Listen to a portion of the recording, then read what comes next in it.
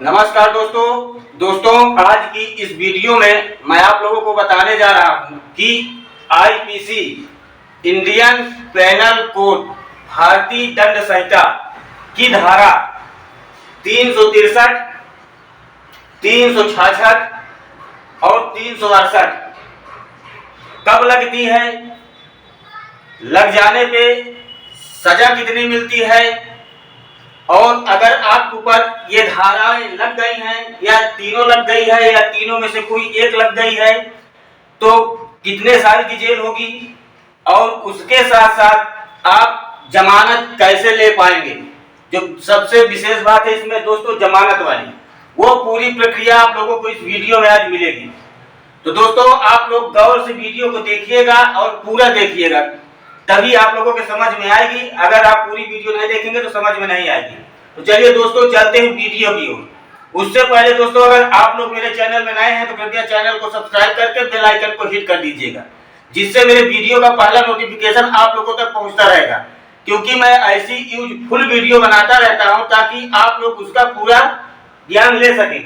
तो चलिए दोस्तों सबसे पहले मैं आप लोगों को बताता हूं आईपीसी की धारा 363 कब लगती है। तो दोस्तों जब कोई व्यक्ति किसी को का अपहरण कर लेता है, वो चाहे भारत के अंदर हो या भारत के बाहर ले जाने के लिए अपहरण कर लेता है, तो ऐसी कंडीशन में 363 आईपीसी की धारा 363 लगती है दोस्तों। और 366 कब लगती है? तो दोस्तों 366 कब लगती है?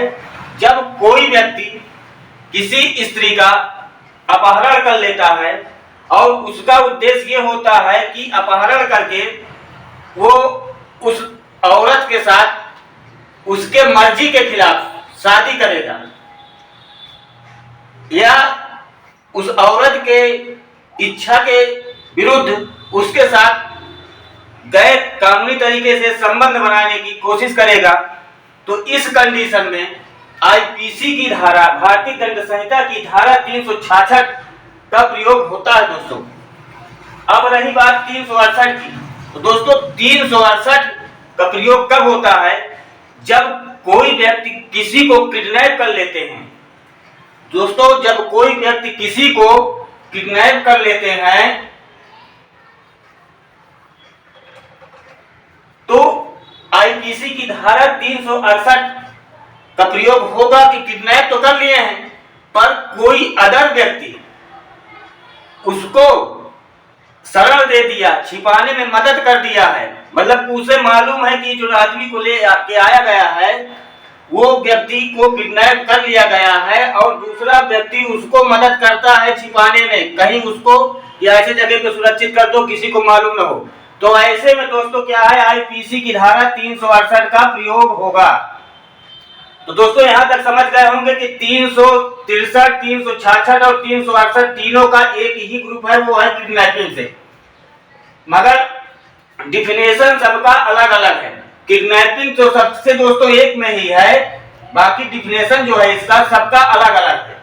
पर इसमें जो सजाएं हैं दोस्तों तो 7 साल से लेकर के 10 साल तक और जुर्माने भी दिया जा सकता है तक सजा है। 7 साल से 10 साल, ये 7 साल से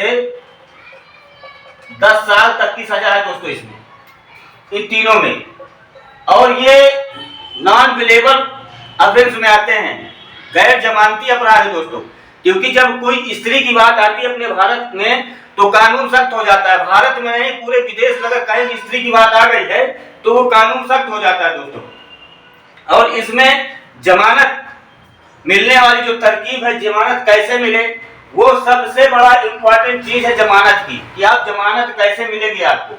तो वो मैं आप लोगों को बताता हूं दोस्तों। जमानत इसमें तभी मिल सकती है जब कोई आदमी को गलत तरीके से फंसाया गया हो, मतलब कि जो धाराएं लगी हैं दोस्तों इसमें उसका कोई हाथ ही नहीं है।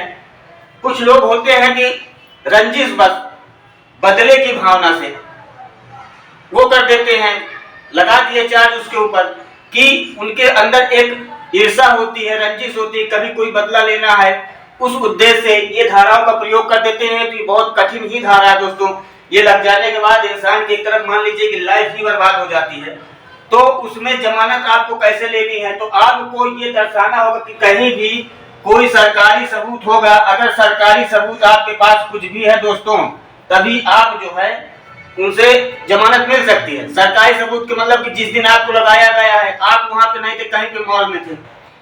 आजकल हर एक जगह सीसीटीवी कैमरे लगे हुए हैं, वो कैमरे आपको दिखाना होगा, उसमें जानना होगा कि मैं इस दिन नहीं था, मैं बाहर था, मॉल में था, वहां पे कैमरे में आपकी फोटो आ रही है। तो दोस्तों उसे आपको ले जा करके दिखाना पड़ेगा कि मैं यहाँ पे नहीं था, मुझे बिना मतलब में फंसाया जा रहा। और वो साक्ष्य जो अदालत में पेश किया जाएगा, और वो जो जज वहां पे बैठे होते हैं, माइलॉर्ड जो होते हैं, उनको ये चीज को दर्शाया जाएगा और वो ये समझ लेंगे कि जो आपने किडनैपिंग की है, वो किडनैपिंग आपने नहीं किया है। जो आपके ऊपर चार्ज लगाया गया है, आप वहां पे नहीं थे, आपको गलत तरीके से फंसा दिया गया है। तो अगर आपको ऐसे ही एविडेंस मिल जाते हैं, कोई साक्ष्य मिल जाता है, कोई गवाह मिल जाता है, या उन्हीं से फोन के जरिए आप बात कर लीजिए कि मेरे ऊपर चार्ज क्यों लगा रहे हैं, ये सब ऐसा क्यों कर रहे हैं, तो दोस्तों वो आपसे पैसे की मांग कर रहे हो तो उसकी वीडियो बना लीजिए। मतलब कि आपको कोई ना कोई साक्ष्य ऐसा देना है कि आपका उसमें किसी प्रकार का हाथ नहीं है, आपको सिर्फ फंसाया जा रहा है, तभी दोस्तों आपको इसमें जमानत मिलेगी, अन्यथा जमानत नहीं मिलती है। क्योंकि जो इसमें धाराएं हैं ये स्त्री को लेकर के बहुत ही ज्यादा सख्त है, और जैसे जैसे माहौल दिखने को मिलता रहता है, तो इसमें हर बार संशोधन होता है तो और ही कठोर करते जा रहे हैं।